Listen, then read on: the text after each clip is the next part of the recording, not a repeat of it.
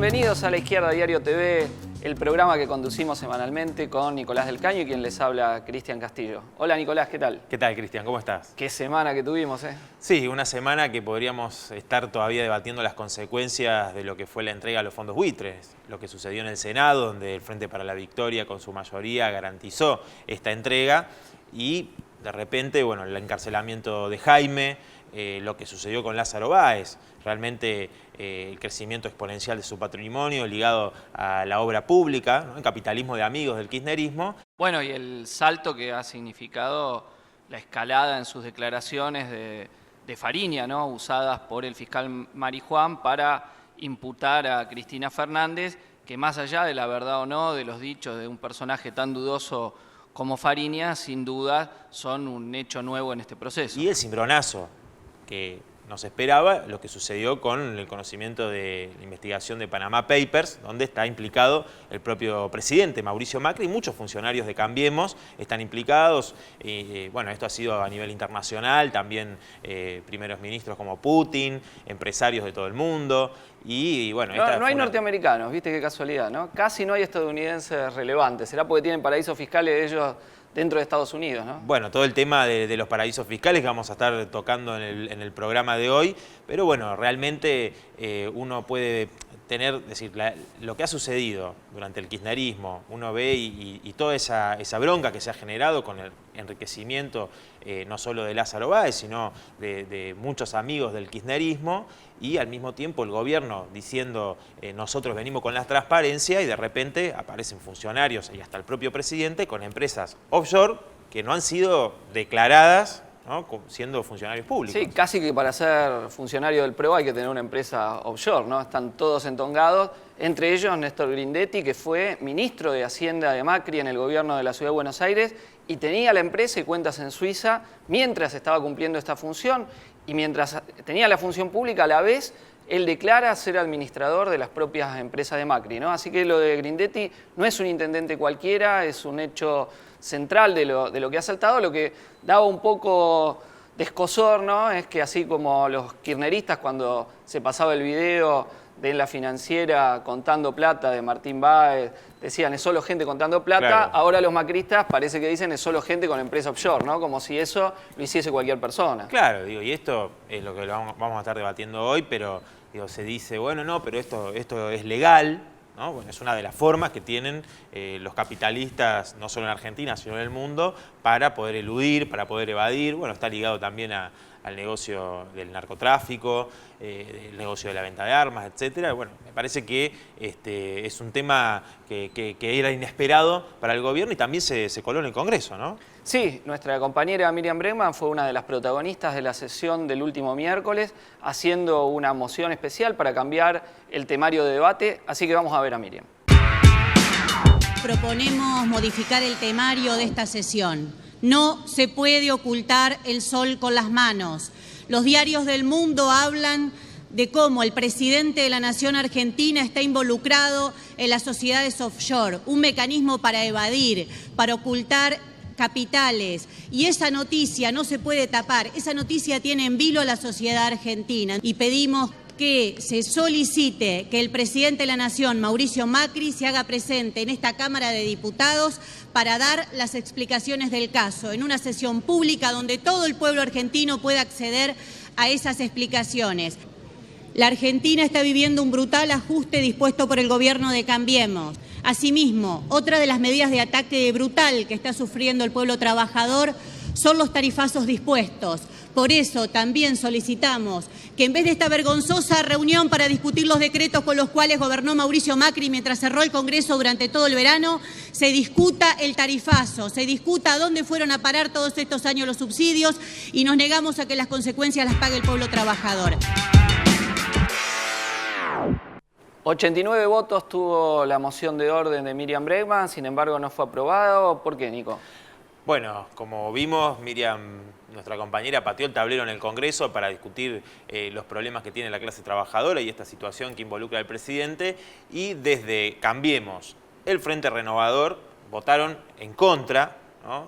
votaron completamente en contra de esta moción de orden y apoyó, obviamente, los votos del Frente de Izquierda, de Libres del Sur, Proyecto Sur, y el Frente para la Victoria mayoritariamente, por eso obtuvo 89 votos esta moción, pero quienes garantizaron, digo, no solamente de Cambiemos, sino que hay que decirlo, que el presidente no vaya al Congreso Nacional a dar explicaciones y que no se debatan los temas fundamentales de los trabajadores, ha sido el Frente Renovador.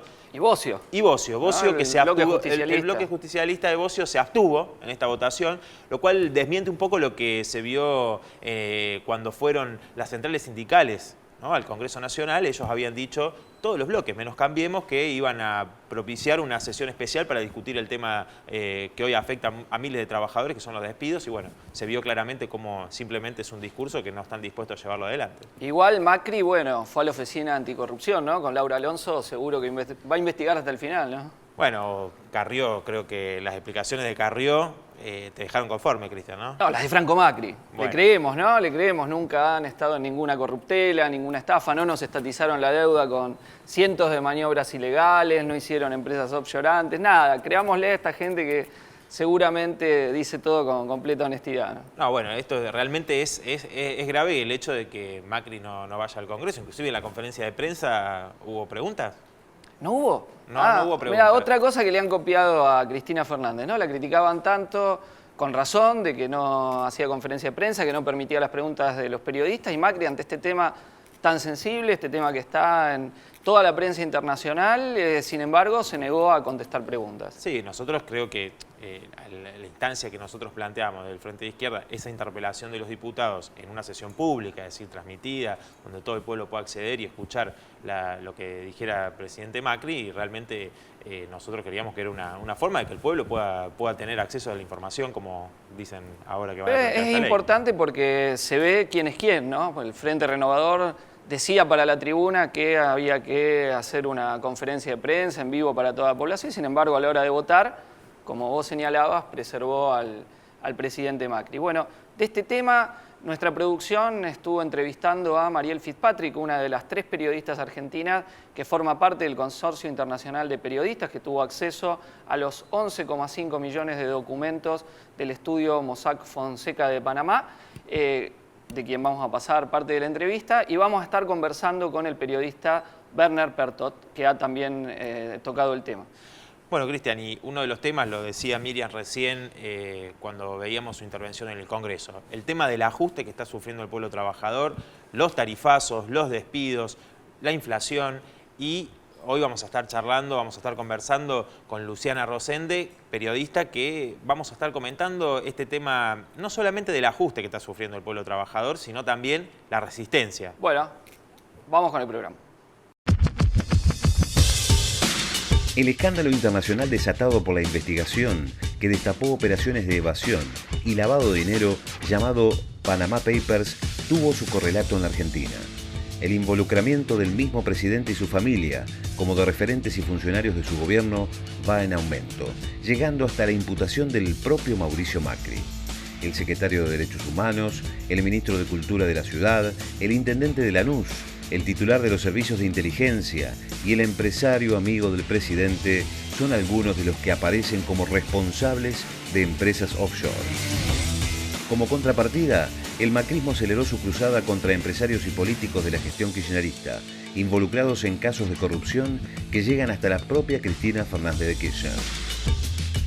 Un vergonzoso espectáculo de enriquecimiento y corrupción en las alturas, mientras la mayoría de la población sufre un duro ataque al bolsillo popular con recesión, despidos, inflación y tarifazos. El escándalo desatado por Panama Papers sacó a la luz la podredumbre de un régimen político y social que no puede prescindir de la corrupción en sus múltiples formas. Sin duda, los Panama Papers han sido el tema político de la semana, no solo nacionalmente, sino internacionalmente. Ya ha provocado la caída de un primer ministro, como es el caso de Islandia, y los diarios de todo el mundo tratan el tema como su eje central. Para conversar de esto, vamos a estar charlando con Werner Pertot, periodista de Página 12, que viene tratando el tema. Hola, Werner. Con Nicolás. Y antes que nada, vamos a partes de una entrevista que realizó nuestro equipo de producción a Mariel Fitzpatrick, una de las 4 periodistas argentinas que es parte del consorcio internacional que viene analizando el tema y dándole publicación, seleccionando los documentos, porque hay que aclarar que no es como en el caso de Wikileaks, donde los documentos se presentan en crudo, sino que hay una filtración que realizan los propios periodistas. Vamos a escuchar las palabras de Mariel. Para Panamá esto es un tiro al corazón de parte de lo que es su principal negocio. O sea, Panamá tiene, digamos, como uno de sus principales recursos atractivos el tema de la creación de sociedades offshore. Yo le pregunté a una colega panameña cuántos estudios como Mossack y Fonseca hay, y me dijo, hay miles. No hay registro oficial, para que vos te des una idea, no hay registro oficial para que un abogado o un estudio pueda abrir sociedades offshore. O sea, no hay un control concreto en el cual el Estado interviene para garantizar que lo que hace ese estudio es legal.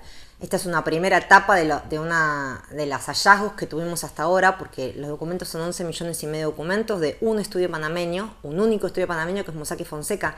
Pensá que Panamá, el negocio de las empresas offshore es parte del corazón del, digamos, lo que es la actividad panameña.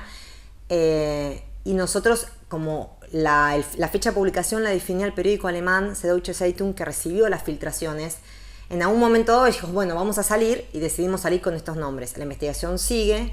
Me parece que en toda la investigación hasta ahora hay 12 jefes de Estado involucrados, y que obviamente Macri es uno, pero me parece que las situaciones otra vez son muy diversas. Si bien el caso de Macri tuvo mucho impacto político, en principio no habría una ilegalidad, más allá de lo que después se puede opinar éticamente sobre por qué elegir una sociedad offshore para realizar inversiones. En este caso era del grupo SOGMA, que es el holding empresario de Francisco Macri. Yo, que hice la investigación junto con Hugo Alconadamón, Maya Hasselblansky y Iván Ruiz de La Nación, nosotros ni lo minimizamos ni lo agrandamos, digamos. La información fue esa y nos atuvimos a lo que existía. Este es el documento que hay, no hay más que esto. Esto merece una explicación. Me parece que algunos medios lo moderaron más y otros no, o sea que estuvo balanceado. O sea, en ese sentido me parece que algunos medios lo sobredimensionaron y otros quizás...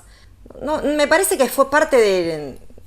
Digamos, me parece que en Argentina hay muchos medios con distinta inclinación, entonces no coincido en que hubo... No coincido, me parece que esa es una lectura política. Te digo, la documentación nosotros no la llegamos a ver toda, es enorme y es muy compleja de analizar, porque los documentos son documentos societarios, difíciles de entender en algún sentido, no es que dice claramente, y hay que analizarlos en contexto. Vos encontrás un documento y te faltan 5 más para entender de qué se trata. Entonces, digamos, no termina acá. A Mariel Fitzpatrick le hacíamos una observación respecto de la cobertura que los medios le han dado a esta noticia. ¿Qué opinas vos al respecto? Sí, yo sobre eso quiero primero hacer una clara diferenciación entre lo que son los trabajadores de prensa y lo que son los medios de comunicación como grandes empresas, digamos, capitalistas. ¿Sí? Yo tengo mucho respeto por Mariel Fitzpatrick, también por Hugo Alconadamón y todo el equipo de La Nación que laburó en este tema. Son periodistas serios que yo no dudo de que han trabajado seriamente sobre este tema. Ahora después, por otro lado, tenemos los medios de comunicación con sus intereses económicos, por supuesto que ninguno los desconoce, y que pueden funcionar como un dique para que se conozca más sobre esto. Digamos, cuando fue el caso de Wikileaks, primero Wikileaks salió a través de un grupo de medios a nivel internacional y luego Assange plantea, bueno, pero esta gente no está contando todo, está contando una parte. Entonces él después hace otros acuerdos con otros medios y finalmente termina volcando los documentos para que se los pueda ver, ¿sí? Entonces en este caso, digo, yo insisto, separo al trabajador de prensa, que en este caso sobre todo a estos que los conozco y sé que son periodistas serios, pero los grandes medios, si hay empresas offshore del grupo Clarín, si hay empresas offshore de los dueños del diario La Nación, ¿la van a contar en esos diarios? No, sí, está claro. Y si hay grupos que pautan en esos medios, también va a ser muy difícil que lo cuenten. Yo creo que sería importante que otros medios pudiéramos acceder a esos documentos porque, digamos, quedando en unas pocas manos, es más difícil que se conozcan determinadas cosas. Bueno, se ha hablado mucho también alrededor de los Panama Papers, lo que se ha dicho y lo que no se ha dicho, ¿no? En el sentido más geopolítico, aparece Putin, aparece Macri, aparecen empresarios de distintos países, futbolistas, pero casualmente, por ejemplo, no aparecen políticos norteamericanos, ¿no? ¿Vos qué pensás al respecto, digamos? Sí, hay, digamos, algunas omisiones que son llamativas si uno piensa en lo que se ha sabido a lo largo del tiempo de lo que es la fuga de capitales, ¿sí? No solo de acá Argentina, sino de otros lados. Digamos, el capitalismo en ese sentido se comporta igual en todas partes, ¿no? Entonces, que no aparezcan no solo dirigentes de Estados Unidos, sino empresarios estadounidenses en Panamá, digamos, un país promovido y apoyado por Estados Unidos, es bastante llamativo. También, en el caso argentino, que no aparezcan empresarios de lo que es la dirigencia empresarial nacional, ¿no? Cuando sabemos que ha sido una práctica permanente la fuga de capitales en nuestro país, ¿no? Entonces, ahí tenemos una diferencia clave, me parece, que tenía que ver con lo que decía Chipi con respecto a cómo era Wikileaks. Wikileaks tenías todos los documentos, tenías todos los cables de la embajada en ese caso y podías ir buscando y armando tu propia historia en base a esos documentos. Acá tenemos un grupo de medios de distintas partes del mundo asociados en una asociación, un consorcio internacional, que deciden qué documentos se conocen y cuáles no, ¿sí? Entonces, entre los cuales no, nos queda la duda de si había más cosas de este estudio de abogados o no las había. Por ahí en este estudio no participaban estos empresarios. Igual sería raro que no hubiera ninguno involucrado.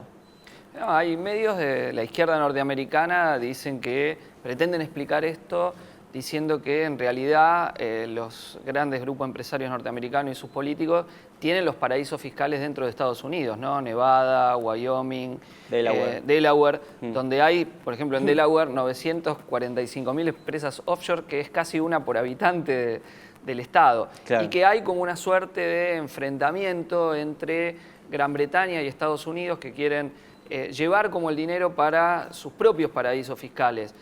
Suiza, recordemos que tuvo una filtración, ¿no? Y que había operaciones para llevar la plata de las cuentas suizas hacia los Estados Unidos. Leía el ranking que hace Tax Justice. Primero Suiza, segunda Hong Kong, tercero Estados Unidos, ¿no? Entre los paraísos, el ranking que tiene de paraísos fiscales. Octava Alemania, donde se calcula que mediante el mecanismo de los fideicomisos, en el año 2013 solamente 3,4 billones de dólares de evasión de impuestos han tenido las empresas alemanas operando en Frankfurt según este mecanismo, y Panamá está número 13. O sea que la denuncia que es también una defensa, ¿no? del embajador panameño en Argentina diciendo, bueno, esto es porque ellos quieren tener el negocio, quizá tenga algo que ver, o el hecho de que esto sea usado también frente a las rivalidades parciales que puede tener Putin con Estados Unidos o China, donde también hay una fuerte presencia, ¿no? 44.000 empresas chinas. Empresas offshore chinas, ¿no? Claro, bueno, en realidad también hay que tener en cuenta que a medida que se fueron haciendo más conocidas las Islas Bahamas, las Islas Caimán, también el capital ha ido variando el lugar donde ubica estos fondos, digamos. Nosotros tenemos que tener en cuenta que documentos que estamos viendo que son de los años 80, que son de los años 90, y que entonces por eso aparecen determinados empresarios o determinados dirigentes políticos en ese momento. Pero por ahí si buscamos dónde están los fondos hoy, por ahí ya no están tanto, o se están moviendo de Panamá, de lugares que se hicieron más visibles o que han firmado convenios de cooperación con otros países para hacer más visibles esos lugares, a otros que sean más invisibles, que es justamente lo básico de este tipo de empresas que buscan evadir impuestos y lavar dinero, ¿no? Es decir, entonces el debate es, bueno, está bien, pero muchos empresarios, inclusive ahora lo dijo Urtubey, dijo, bueno, dice, si es para pagar menos impuestos, está bien que se haga.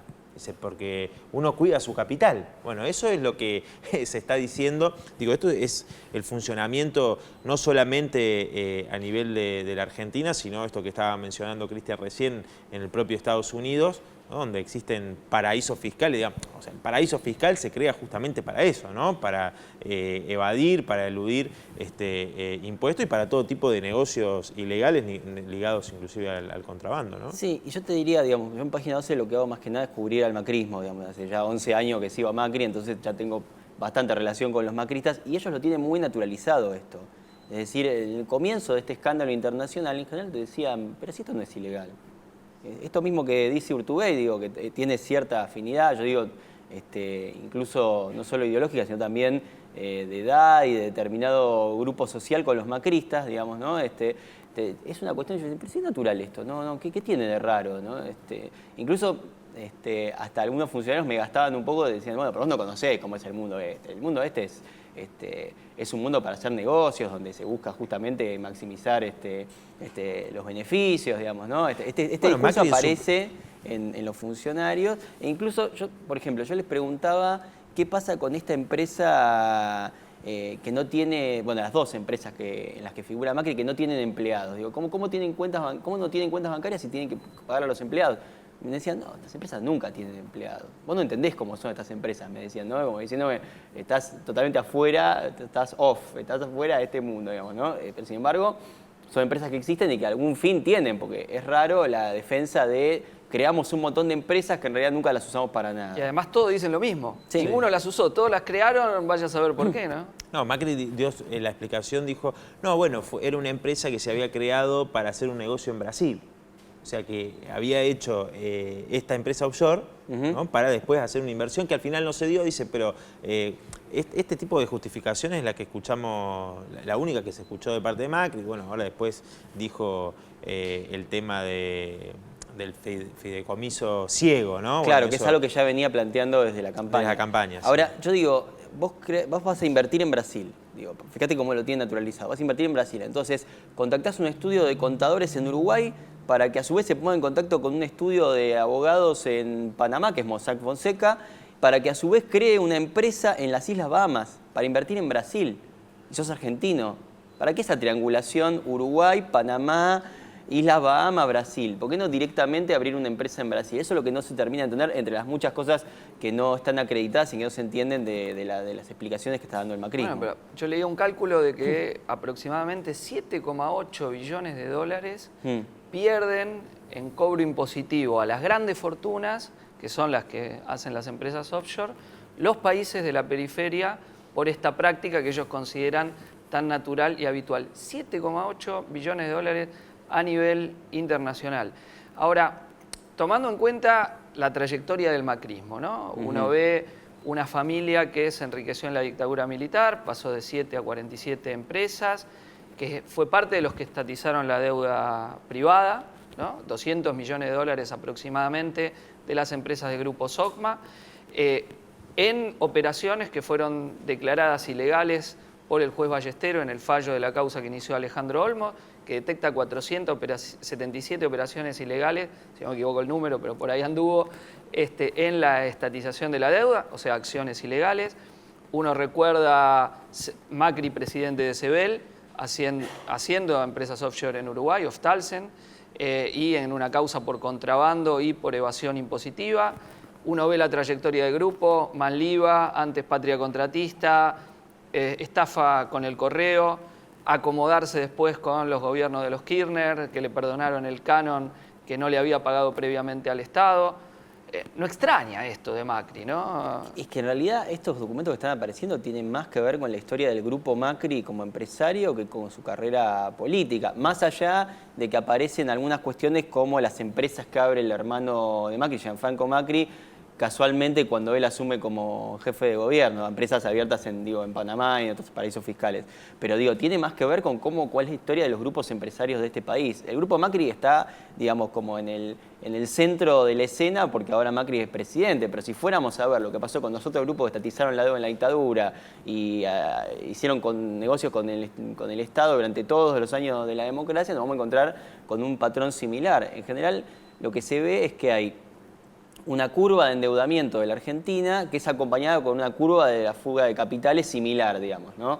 Si el empresariado argentino está este mito, digámoslo así, de la burguesía nacional, en general lo que hacen es llevarse la plata afuera, ¿sí? No invertirla acá en el país, ¿sí? Se calcula, el Gafi tiene un cálculo que era algo así como 400.000 millones de dólares que se han fugado en las últimas décadas, ¿sí? De la Argentina, de esta manera, digamos, ¿no? Esto ya no es solo el grupo Macri, sino todos los grupos empresarios. Sí. Por eso digo que extraña que no aparezcan otros grupos empresarios, porque no es una práctica que solamente las tienen los Macri, el resto de los empresarios están,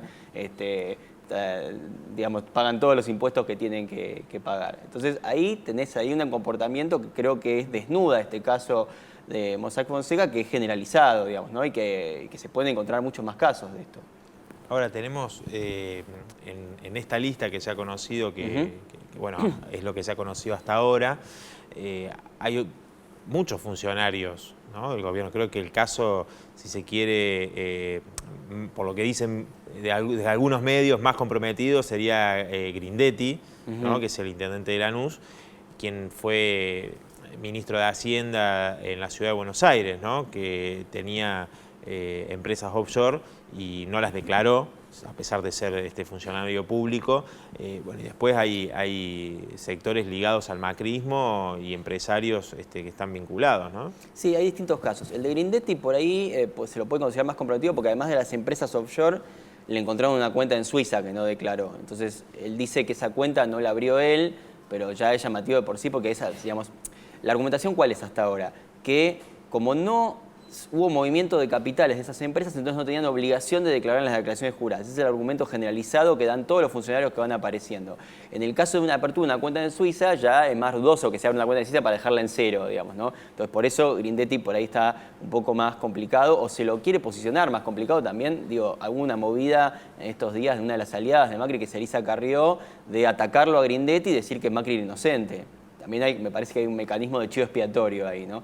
Pero después hay un montón más. Aparece Jorge Macri, sí, el primo del presidente, que es intendente de Vicente López, con otra empresa en Panamá y otra en Estados Unidos que comparte con la esposa. Aparece el titular de la AFI, o sea, de la ex-CIDE, Gustavo Arribas, con otra empresa también en Estados Unidos. No llama la atención porque justamente proviene de la compra-venta de jugadores, uno de los negocios de lavado de dinero más tradicionales, ¿no?, en esa actividad. Sí, claro, claro. Y bueno, y después los dos asesores principales de Macri, sin cargo, digamos, ¿no?, pero asesores, que son Nicolás Caputo y el Tano Angelici, ¿sí?, Daniel Angelici. Los dos tienen empresas afuera del país. En el caso de Angelici lo reconoce él mismo. Él dice, yo compré una empresa en Panamá el año pasado, la compré por $1.000 y la tengo ahí, no la uso para nada.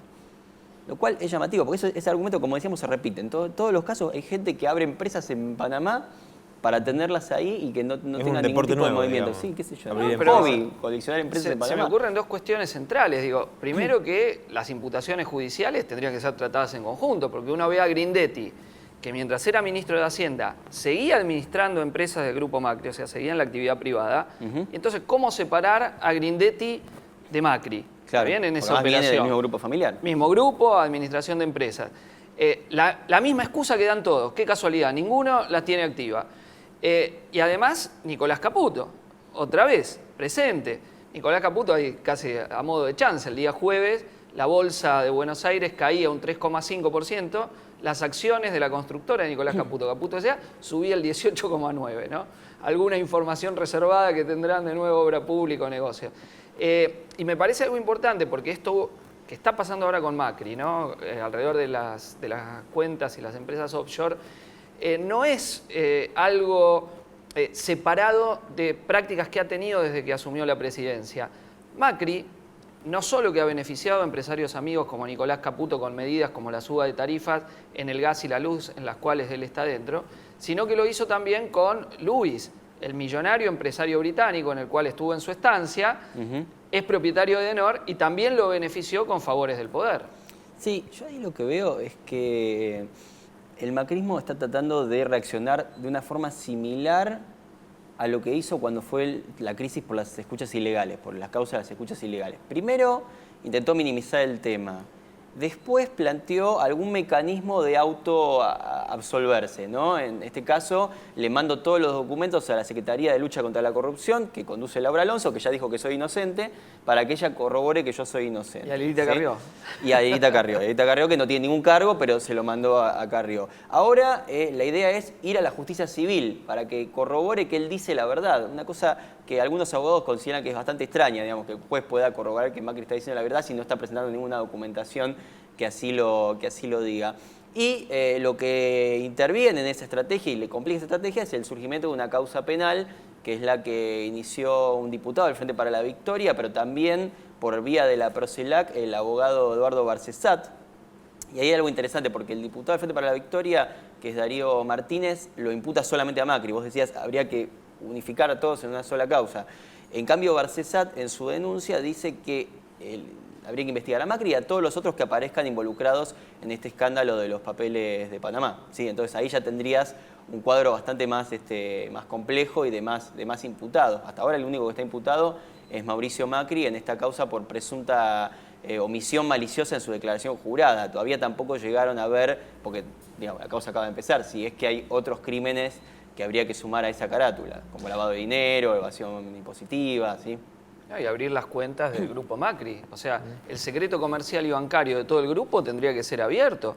Porque sí, ¿de dónde vino el capital? Esa es otra de las, digo, cuando hablábamos recién si es legal, si es ilegal, digo, todo este tipo de negocios que hacen, que en algunos casos es legal, pero realmente el hecho de poder abrir las cuentas, tener apertura de los libros de contabilidad de las empresas, abolir el secreto comercial y el secreto bancario, ¿no? Que el planteo que hacemos del Frente de Izquierda es, desde nuestro punto de vista, la única manera de poder dar a conocer y que se pueda conocer ampliamente por parte de todo el pueblo, ¿no? Que el hecho de que, como veíamos antes, que se haya negado Mauricio Macri, el PRO, inclusive el Frente Renovador, a que fuera a dar explicaciones al Congreso Nacional, bueno, es una muestra, digamos, de que acá se discute mucho cuánto tiene que ganar un trabajador, si el trabajador tiene que trabajar tantas horas, por cuánto dinero. Sin embargo, los empresarios tienen sus cuentas selladas bajo 4 llaves, tienen las cuentas offshore, el secreto bancario y el secreto comercial, todas leyes en las que se amparan, ¿no? Para hacer todo tipo de negocios, y en eso me parece que vos mencionabas la fuga de capitales, ¿no? Bueno, ¿cómo poder tener acceso si lo que le controlan y son intermediarios, los que permiten esta fuga de capitales, son los propios bancos, ¿no? Los grandes bancos son los que llevan adelante esta maniobra. Te agregue un dato interesante. Uno de los bancos que fue probado en la fuga ilegal de capitales en la última década en Argentina es el HSBC, ¿no? Aparece con 2.300 cuentas offshore con el estudio panameño Mossack Fonseca.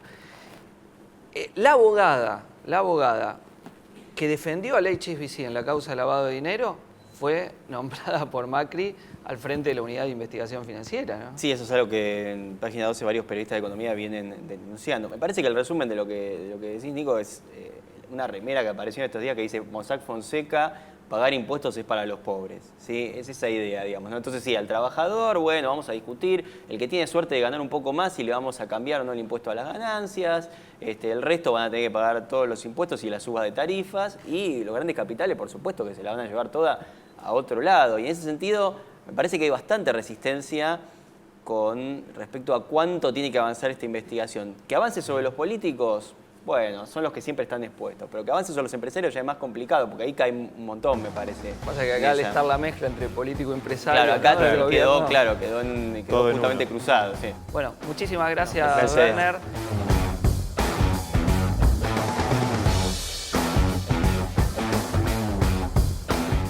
En este bloque vamos a estar viendo lo que no te muestran en otros medios, la resistencia de los trabajadores. Este lunes 4 de abril hubo un paro nacional de la CETERA. Allí en distintas provincias hubo fuertes movilizaciones, paro, y bueno, vamos a estar mostrando la voz de los protagonistas, como también en los conflictos estatales, los trabajadores que no quieren dejar pasar este ajuste brutal, como los despidos, los techos en las paritarias, los tarifazos. Así que vamos a ver ahora un pequeño video sobre lo que está pasando a lo largo y a lo ancho del país.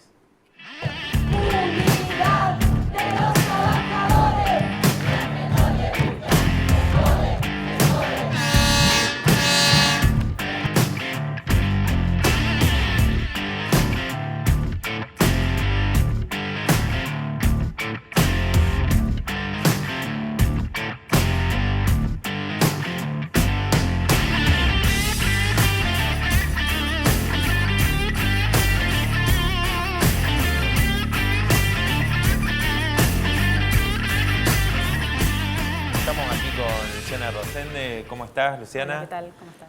Bueno, vamos a charlar un poco sobre los distintos conflictos que se están dando en las provincias, en Tierra del Fuego, en Mendoza, lo que está sucediendo también en Santiago del Estero, con los trabajadores de la educación y los trabajadores estatales.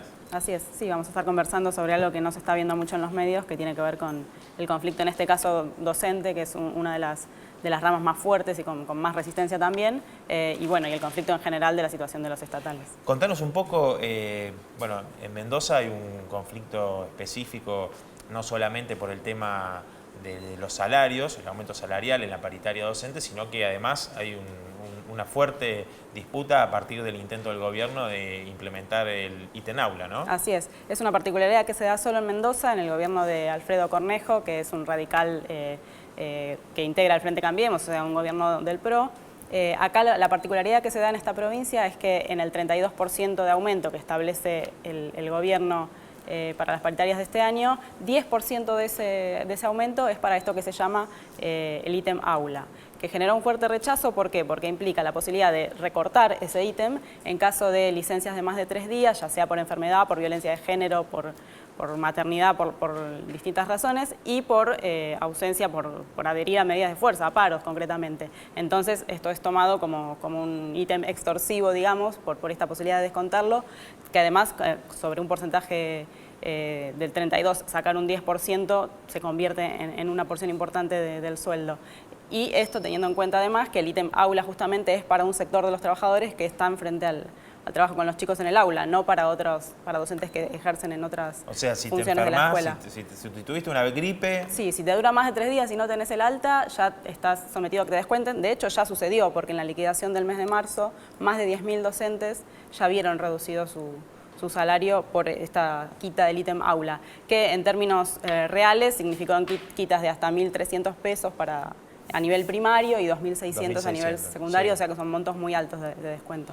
Bueno, yo estuve en mi provincia, en Mendoza, el día lunes, allí conversando con docentes que nos planteaban lo terrible de esta situación que se está dando con el intento del gobierno de avanzar sobre un derecho elemental de los trabajadores y también lo que significan los descuentos que intentan quebrar la lucha de los trabajadores, ¿no? Pero bueno, escuchemos un poco lo que nos decían algunos trabajadores de la educación de Mendoza el día lunes en el paro. Y hemos venido a la marcha primero a conmemorar los 9 años de nuestro compañero Fuente Alba, a conmemorar los 44 años del Mendozazo y en contra del ítem aula. Queremos paritarias y no queremos decretos. No queremos que este gobierno nos imponga decretos porque eso es dictatorial. Ladrilleros, agrupación de la sociedad y de toda la sociedad de la provincia de Mendoza.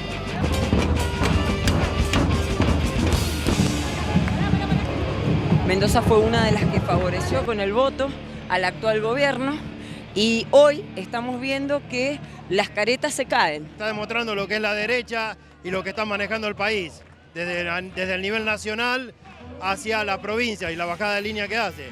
Está claro que hay un modelo que quieren instalar de ajuste y el ajuste está absolutamente dirigido hacia los trabajadores. Y totalmente va en desacuerdo a que los trabajadores somos el motor de un país, de una provincia y somos los que sostenemos un sistema. Y si de esta forma nos tratan y nos golpean de esta manera es un cachetazo a nuestra labor y aparte una humillación a nosotros mismos como profesionales de la educación que somos. Que la gente sepa que los trabajadores somos los que movilizamos el país.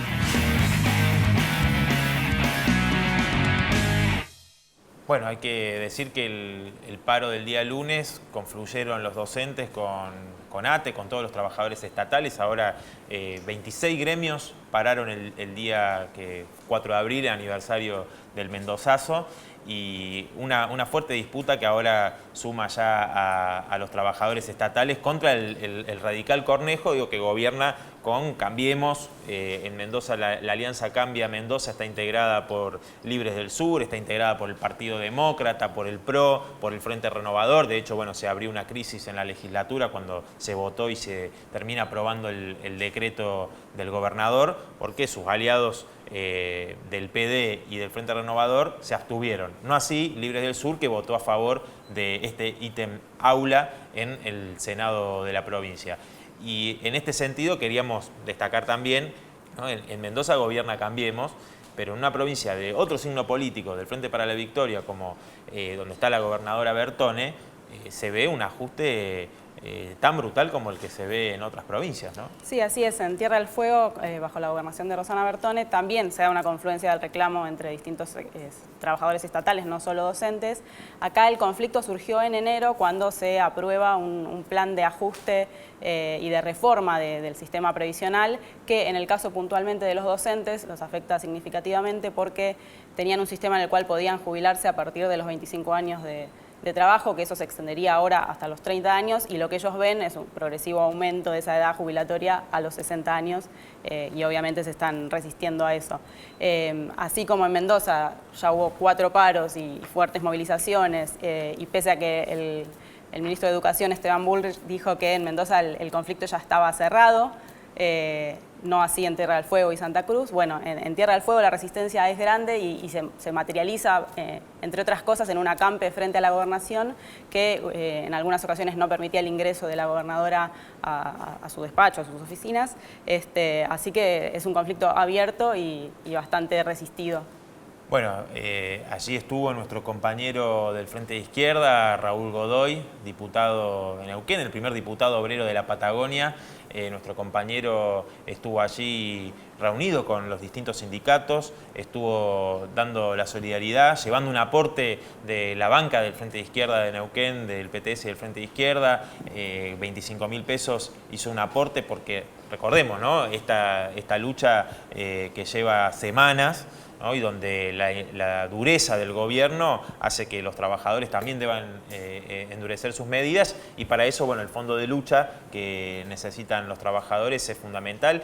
Digo, fue muy bien recibido porque justamente hay un cerco mediático ante una situación donde es uno de los ejemplos a ver cómo va a avanzar el gobierno de Macri, ¿no? Porque ya esto no es solamente decir techo en la paritaria, sino que directamente es avanzar sobre conquistas, como lo veíamos recién con respecto al ítem aula en Mendoza, que fue rechazado por el Frente de Izquierda muy fuertemente en la legislatura y nuestra compañera Noelia Barbeito, senadora, tuvo un rol fundamental en ser la voz de muchos de los trabajadores docentes en la legislatura. Y bueno, aquí en Tierra del Fuego nuestro compañero Raúl Godoy fue muy bien recibido con el aporte del Frente de Izquierda y por supuesto tenemos que redoblar esfuerzos para que la resistencia pueda romper el cerco mediático y ser conocida también por trabajadores que en todo el país están peleando contra este tipo de medidas, ¿no? Sí, eso es una característica que comparten todos los conflictos en las distintas provincias, sur y norte, y en las distintas regiones. El cerco mediático tanto de los medios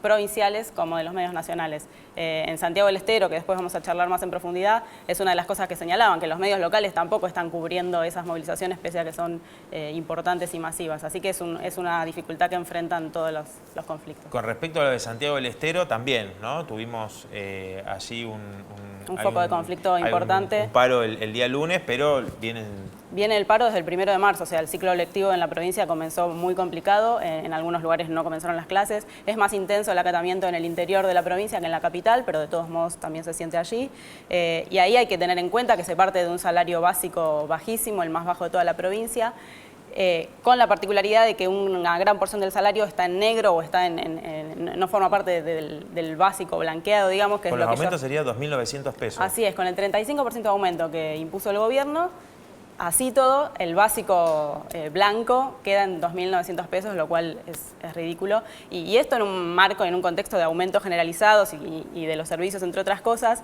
Hace pocos días se viralizó la situación de una maestra que difundió su recibo de sueldo y la factura de la luz.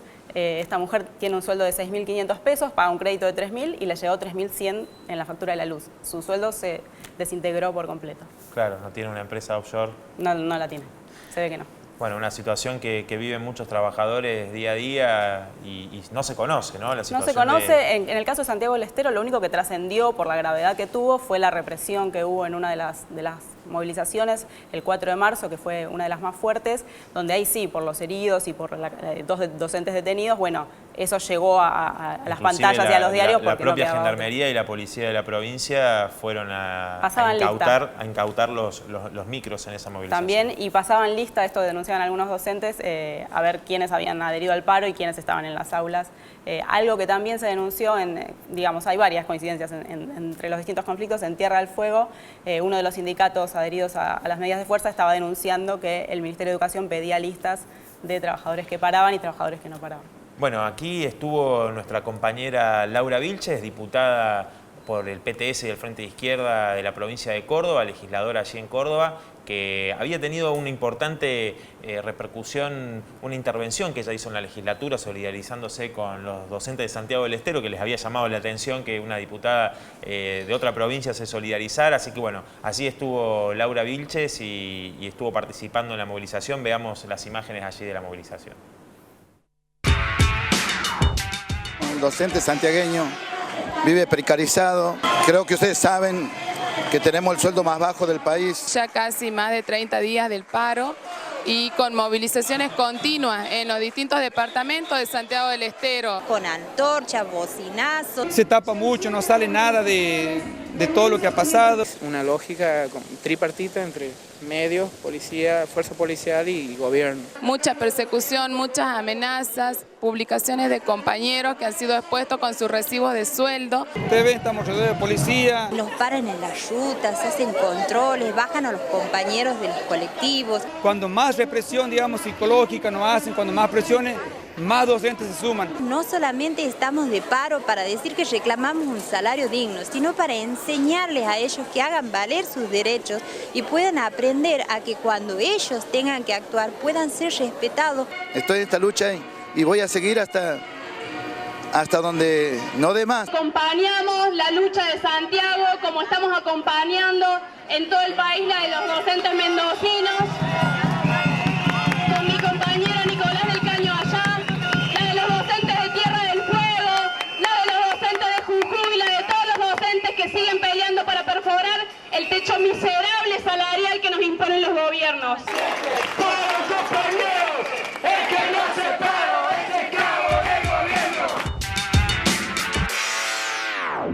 Bueno, lo que tuvo un poco más de repercusión han sido el conflicto en los estatales de la capital federal, particularmente en el Ministerio de Economía y en el Ministerio de Trabajo. También estuvimos allí, bueno, con Cristian, con Patricio del Corro, legislador del PTS y del Frente de Izquierda en la Ciudad de Buenos Aires, y nuestro compañero Claudio de Carbonara. Estuvimos el otro día en el Ministerio de Trabajo. Hay que destacar la coordinación que se está empezando a dar entre los sectores de trabajadores de estos ministerios, las asambleas masivas, donde el otro día decían, además del canto, ¿no?, que tenían con mucha fuerza diciendo no tenemos cuenta en Panamá, soy trabajador del Estado Nacional, y que retumbó allí en el Ministerio de Trabajo. Creo que la medida de no enseñarle a nuevos trabajadores las tareas que realizaban los compañeros que hoy están despedidos, bueno, son muestras, ¿no?, de esta solidaridad que empieza a tejerse entre los trabajadores.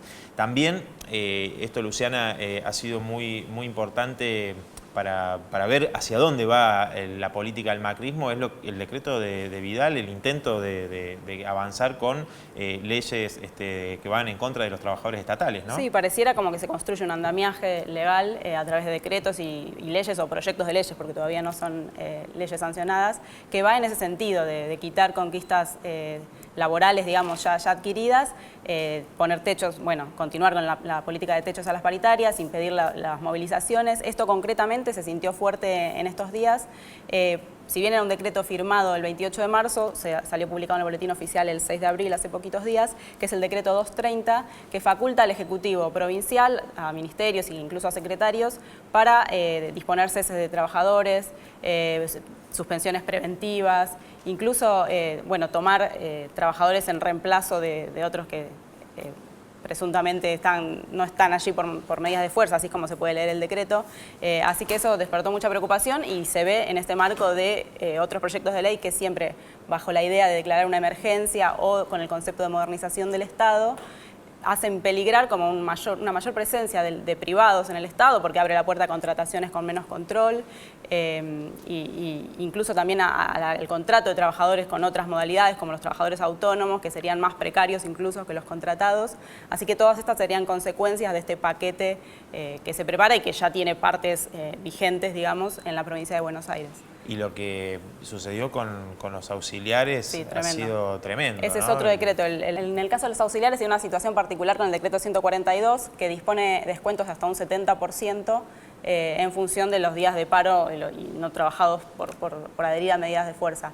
Esto también se ve como un quebrantamiento del derecho a huelga, obviamente, y en números significó quitas tan pesadas como que a una maestra que gana 13.000 pesos le descontaron 7.000 y pico, terminó ganando 2.600 pesos. Esos son algunos de los casos que se difundieron como para entender en números de qué estamos hablando.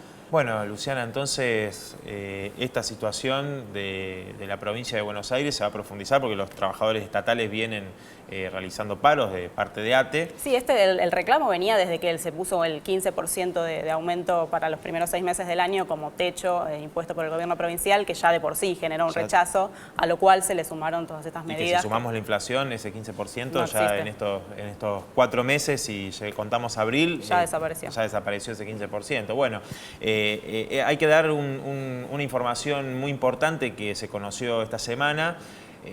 Los trabajadores de ATE a nivel nacional van a realizar un paro en todo el país, porque hemos visto la movilización docente, ¿no? Paro nacional de CETERA, pero hay provincias que siguen con luchas muy profundas, muy duras. Los trabajadores estatales pelean en todo el país, pero como vimos el 24 de febrero, un paro nacional puede ser una medida contundente para dar de obligar al gobierno a nivel nacional y en cada una de las dependencias, de los ministerios y en las provincias, porque la fuerza que se está mostrando a nivel nacional de los trabajadores no se condice con las medidas que han llamado los sindicatos, ¿no? Más allá de esta convocatoria de ATE, digamos que ni siquiera la CTA Yasky acompañó lo que sucedió en el paro de CETERA de este lunes, ni hablar de las CGTs.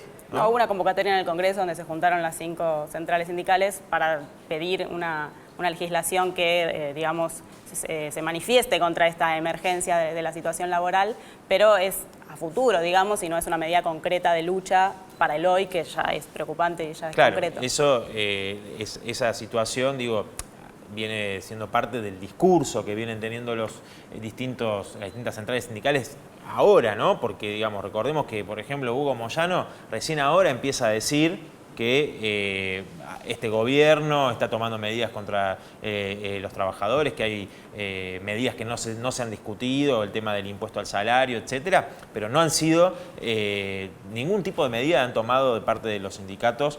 Tengamos en cuenta más de 110.000 despidos a nivel nacional, lo que son los techos en las paritarias, los tarifazos los aumentos en el transporte, que ya se empiezan a sentir fuertemente en la capital federal y en muchas provincias donde ya han aumentado el boleto del transporte.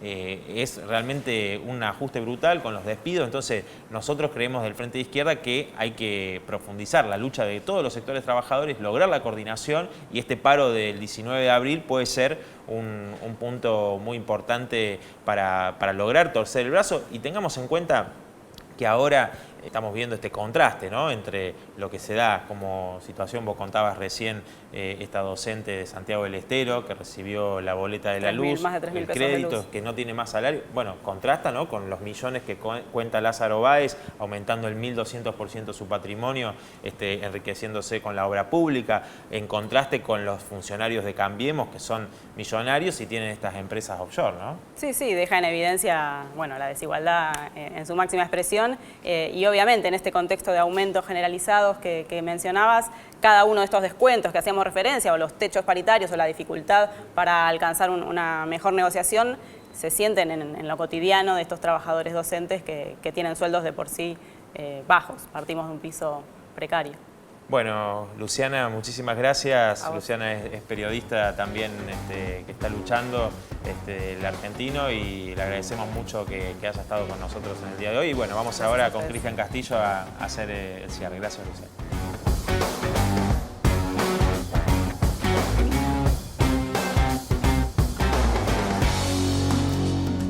Bueno, Cristian, qué programa que tuvimos hoy. Realmente ha quedado demostrado las dos caras, ¿no? Por un lado, el poder al desnudo.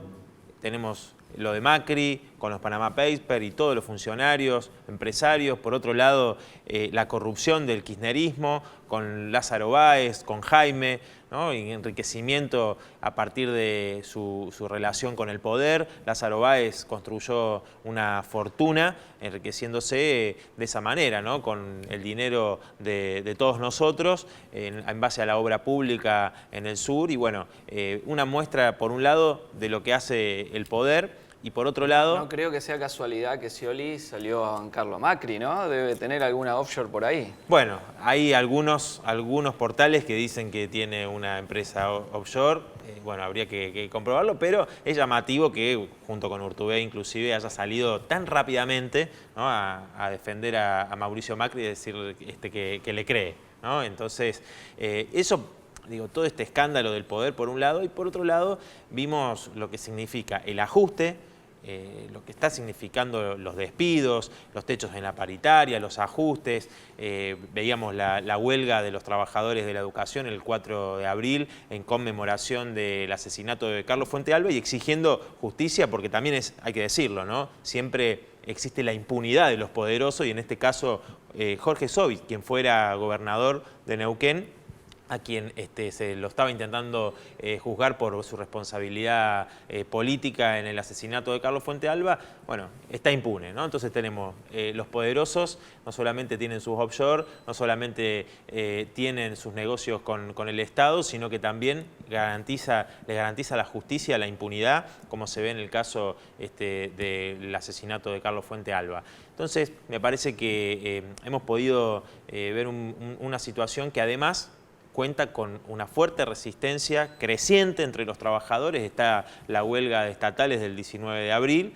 y pudimos ver hoy con las voces de los protagonistas de los distintos sectores de trabajadoras y trabajadores que están dando una dura pelea, ¿no? Me parece que es algo que nosotros vamos a mostrar en este programa, que no muestran la mayoría de los otros medios, salvo quizás alguna que otra movilización de trabajadores que no pueden ocultar, por supuesto, pero no son... Este programa va a tener a la resistencia de la clase trabajadora y la juventud como uno de sus principales protagonistas, ¿no? Mira, vos sabés que quien esté en internet buscando datos sobre los Panama Papers quizás se encuentre con algo que pasó hace mucho tiempo bajo el título Escándalo de Panamá, ¿no? Cuando se estaba realizando la construcción del Canal de Panamá, Ferdinand de Lesseps, quien fue el encargado de hacerlo, termina con una quiebra completa y un intento de compra y soborno, ¿no? Un soborno que le hace a varios políticos de la Tercera República Francesa intentando que esto no salga a la luz, ¿no? Y encontraba una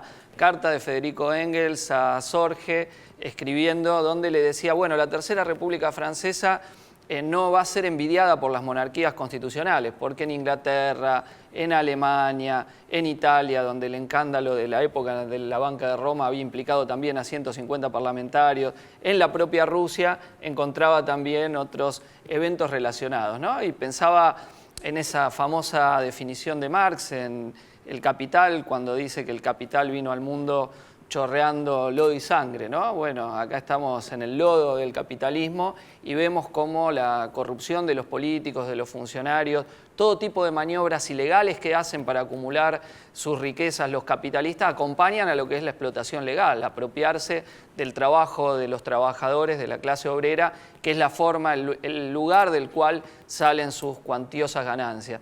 Así que me parece que más que nunca toda esta podredumbre que vemos en el poder, los amigos del poder haciendo dinero y quienes están mismo ejerciendo la función de dirección de los asuntos políticos, esa casta política que gobierna para ellos, bueno, refuerza nuestras convicciones y nuestra lucha por terminar con este sistema e ir hacia un gobierno de los trabajadores. Bueno, Cristian, y en ese sentido nosotros queremos hacer una invitación muy especial. Este 1 de mayo vamos a poner una tribuna internacionalista, obrera y socialista en la Plaza de Mayo desde el Frente de Izquierda para reivindicar la lucha de todos los trabajadores a nivel internacional. Hoy tenemos el ejemplo, entre otros lugares, la gran lucha que dan los trabajadores y los estudiantes en Francia retomando, ¿no?